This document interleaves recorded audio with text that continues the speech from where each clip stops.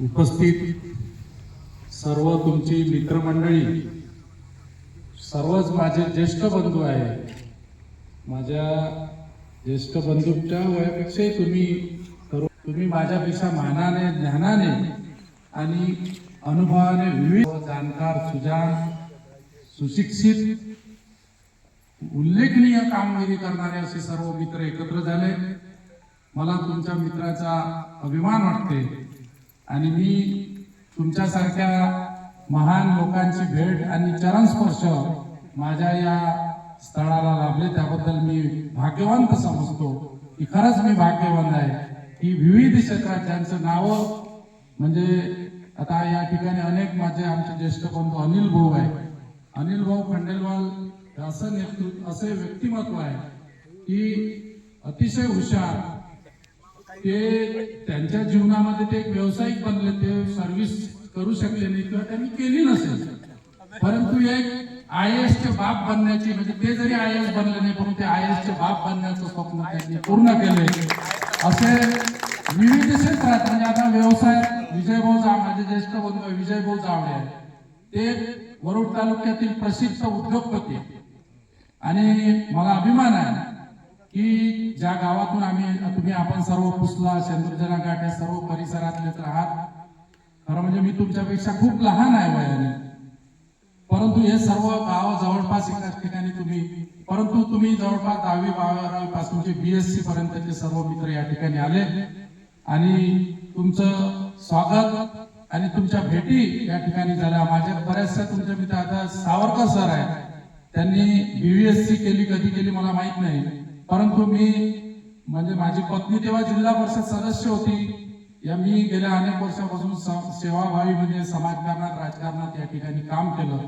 अनेक त्या माध्यमातून अनेक तुमचे आता सावरकर सर आहेत, त्यांनी या ठिकाणी शेतकऱ्यांना चांगली सेवा दिली आणि जे काही बरेचसे आता सुरेश भाऊ पानसे असू द्या, या ठिकाणी विविध सर्वच जे तुमचे मित्रमंडळी आहे, आमचे त्याच्यातले बरेचसे आमचे राजूभाऊ देवते, चोपडेजी, आम्ही पहाट पक्षी मंडळात सुद्धा आहे. आमच्या पहाट पक्षी मंडळात सुद्धा तुमच्यासारखा ग्रुप आहे. म्हणजे आमच्या त्या ग्रुपमध्ये 84 वर्षाचा तरुण, म्हणजे आम्ही नाचलो नाही त्यापेक्षा जास्त ते नाचते. दरवर्षी आमच्या ग्रुपमध्ये 1-2 ट्रिपा निघतात आणि आम्ही दूर दूर फिरायला जातो. तर सरांनी सांगितलं, वानखडे सर म्हणजे साहित्यिक, म्हणजे आणि अनुभवाने खूप लहान आहे परंतु इतके मोठं व्यक्तिमत्व. वानखडे सरांनी जेव्हा त्यांचा परिचय दिला की मी भारावून गेलो. खरं म्हणजे आज मला दुसरं काम होतं, परंतु एवढे मोठे मान्यवर देशातून ज्यांनी विदेशात सुद्धा वारा केला असे सर्व लोक आपल्या या ठिकाणी येत आहेत. म्हणून मी प्रामुख्याने मी हजर राहिलो आणि तुमचं स्वागत सत्कार करण्याची संधी मला मिळाली. तर मी माझं अभाग्य समजतो की आपण असेच या ठिकाणी येत राहावं आणि आपण मला मार्गदर्शन करत राहावं. आपल्या मार्गदर्शनाची मला नितांत गरज आहे. या ठिकाणी आपण आलात आणि सर्व मित्र एकत्र जर मिळाले तर सरांनी सांगितलं, खरं म्हणजे त्यांनी जेव्हा सांगितलं की त्यांचा जो आजार आहे, परंतु त्यांच्या चेहऱ्यावरून, त्याच्या बोलण्यावरून, त्याच्या वागण्यावरून मला कुठेही असं वाटणार नाही आणि त्यांच्यापासून आपण प्रेरणा घेतली पाहिजे. खरं म्हणजे मनुष्य जीवनामध्ये व्याधी त्या कोणाला सोडल्या नाही, साधू संताला सोडल्या नाही तर आपल्याला काय सोडणार. परंतु काय म्हणजे त्यांच्यापासून शिकलं पाहिजे की त्यांनी हे सर्व असून सुद्धा आपल्या सर्वांमध्ये सहभागी होऊन कुठेही चेहऱ्यावर त्याचं म्हणजे जे काही दुःख असतं ते नाही येऊ देता आनंदाच्या भरात जीवन कसं जगलं पाहिजे त्यांच्याकडून शिकलं पाहिजे आपण सर्वांनीच, असं मला वाटते. मी तर त्यांची प्रेरणा घेईल की त्यांच्याकडे एवढा दुर्धर आजार असताना सुद्धा ते कसं वागतात, कसे जीवन जगतात, हे सर्वांनीच त्यांच्यापासून शिकण्यासारखं आहे. असे अनेक लोक म्हणजे या ठिकाणी माझे गुरु बोडके सरांनी मला शिकवलं आहे.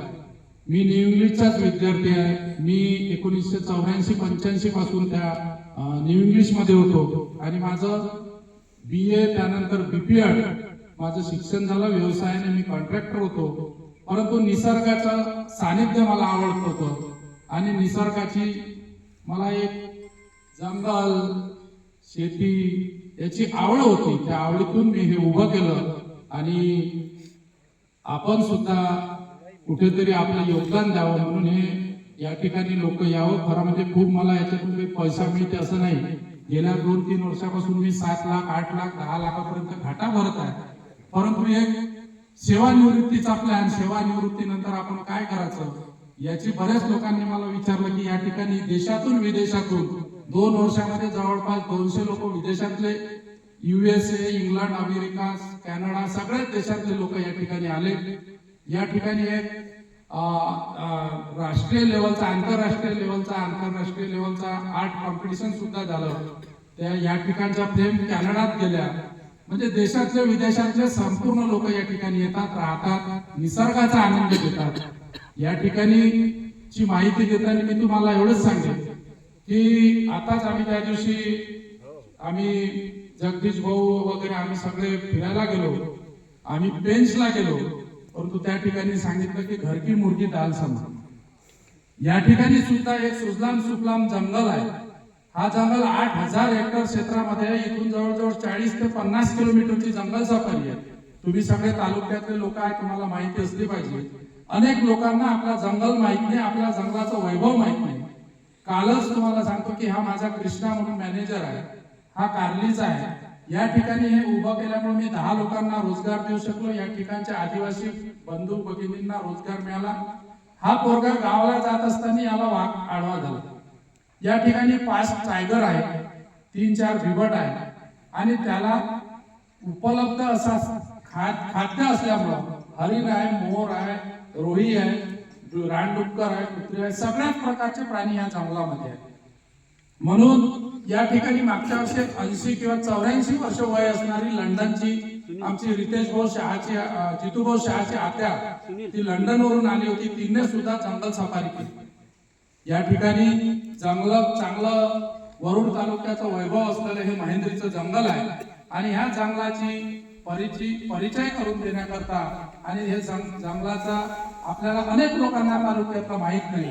म्हणून मी आभार मानतो की माझे आमदार देवेंद्रजी भुयार यांनी या ठिकाणी वनसंवर्धन क्षेत्र घोषित केलं. खरं म्हणजे इथली मागणी होती टायगर प्रोजेक्ट व्हायला पाहिजे, परंतु राजकारणात आडवा आलं आणि काही लोकांनी विरोध केल्यामुळे टायगर प्रोजेक्ट झाला नाही. परंतु भविष्यात निश्चित होईल. या ठिकाणी टायगर म्हणून गव्हर्नमेंटने उद्धवजी ठाकरे यांनी वनसंवर्धन क्षेत्र घोषित केलं. या ठिकाणी जंगल सफारी सुरू झाली. या ठिकाणी जवळजवळ 40 किलोमीटरचा 50 किलोमीटरची जंगल सफारी असते. 3 ते 4 तास तुम्हाला जंगल सफारी करता लागते. त्यानंतर तालुक्याला जो आपला माजी आमदार नरेंद्रजी ठाकरे यांचा सुद्धा आभार मानतो की आपला जो ड्राय झोन होता देशाच्या लेवलवर, जेव्हा मी GSDA मध्ये काम करतो, जेव्हा देशाच्या लेवलवर ड्राय झोनचा प्रश्न येतो तो वरुड तालुका हा रेड झोन मध्ये येते. आणि संपूर्ण भारत देशामध्ये एक तालुका असा आहे की तो ड्राय झोन.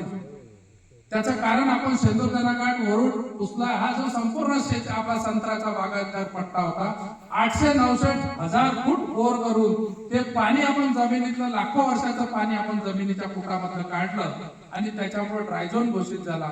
आणि ड्रायझोन कशा प्रकारे जाईल तर गेल्या 20-25 वर्षामध्ये सगळ्याच राजकीय क्षेत्रातल्या लोकांनी आपापल्या परिणाम काम या ठिकाणी केलं. ते हर्षवर्धन देशमुख तेव्हापासून या ठिकाणी सिंचनाचे प्रकल्प मोठ्या प्रमाणात झाले आणि त्याच्यामुळे ड्रायझोन आपला आता हळूहळू निघायला लागला. म्हणून मी GSDA सुद्धा काम करत असतो. GSDA चे माझे अतिशय जवळचे संबंध आले, त्याच्या माध्यमातून मी हा संपूर्ण अभ्यास केला.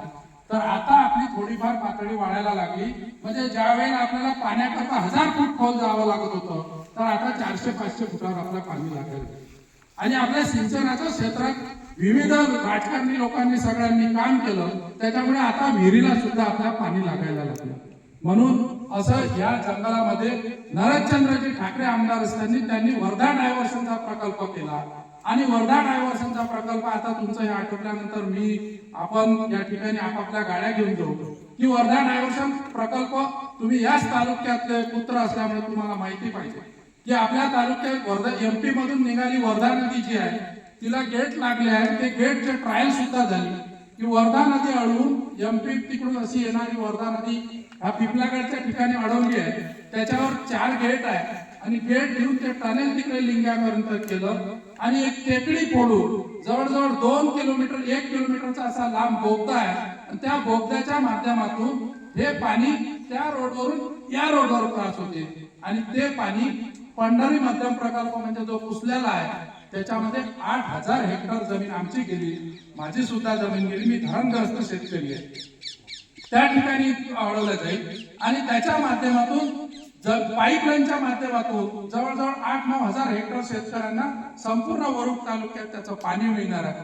तिथून ते पाणी चांदसच्या प्रकल्पामध्ये गेलं, चांदस मधून पाक, खरं म्हणजे 5 प्रोजेक्ट होते परंतु त्याच्यामध्ये 3 टँक झाले आणि याचं सर्व श्रेय माझे आमदार नरेंद्रजी ठाकरे यांचं आहे. त्यांच्यामुळं आज तालुका आपला सुजलाम सुफलाम होणार आहे, भविष्यात होणार आहे. तर आपण या ठिकाणी तुमचा सर्व कार्यक्रम आटोपल्यानंतर आपण फेरफटका म्हणून मी थोडासा जंगल आणि वर्धा डायव्हर्सिटी तुम्हाला माहिती दिली, एवढंच बोलतो. आपण आले, माझं भाग्य. असेच भेटीगाठी आपल्या होत राहील एवढी प्रभू चरणी प्रार्थना करतो. तुमच्या निरोगी आयुष्याकरता प्रभू चरणी प्रार्थना करतो. तुम्ही सर्व मित्रमंडळी अशीच हसत खेळत 100 वर्ष जगावी अशी प्रभू चरणी प्रार्थना करतो. माझ्या शब्दांना विराम देतो. आयोजकांनी या ठिकाणी मला बोलण्याची संधी दिली, माझा मान सन्मान केला, बहुमान केला, त्याबद्दल आभार मानतो आणि तुमच्या कायम ऋणात राहू इच्छितो. जय हिंद, जय महाराष्ट्र.